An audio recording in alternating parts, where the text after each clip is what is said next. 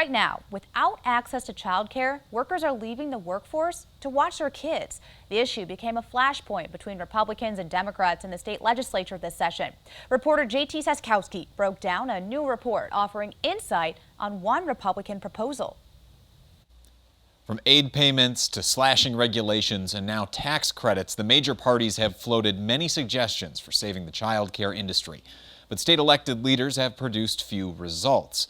All the while, child care becomes more scarce. Erica Phillips leads the National Association for Family Child Care. She's seen how child care providers are struggling to tread water. When I hear of providers who are doing Uber in the evening and then not sleeping at all or donating blood to make things work. The precarious finances have drowned many child care businesses. A lack of child care has contributed to another problem that Republican State Representative David Armstrong wants to fix. Wisconsin is in the middle of a workforce shortage, and part of that problem is a lack of affordable child care in many communities. He's the lead sponsor of Assembly Bill 660. It would give tax incentives to businesses who offer child care benefits to employees. Any employer that wants to help, and we're hoping lots of them will participate. Businesses could claim up to $100,000 in tax credits for expenses setting up their own child care services, or $3,000 per child for whom they pay to receive care. To ensure that an employer has sufficient skin in the game, the employer's direct payments on behalf of an employee's child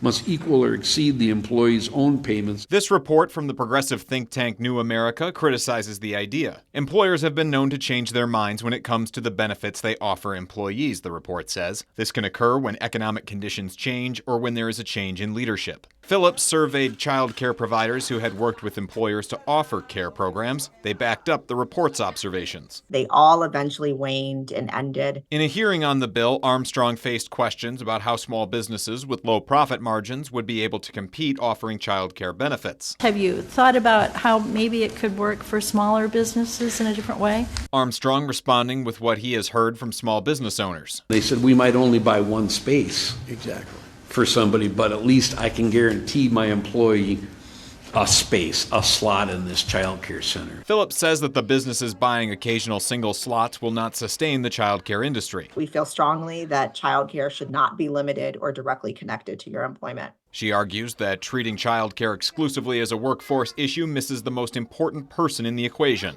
the child. There's so many benefits of early care and education to young children: identifying developmental delays, providing opportunities to be with other children, continuity of care.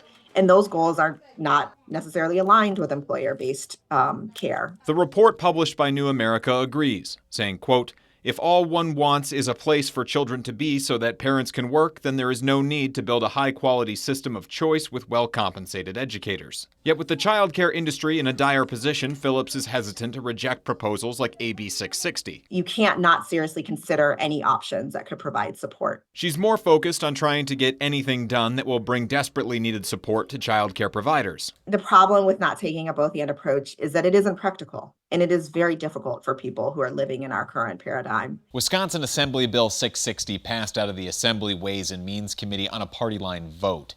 It's one of many proposals that both parties have floated as a way to support child care in the state.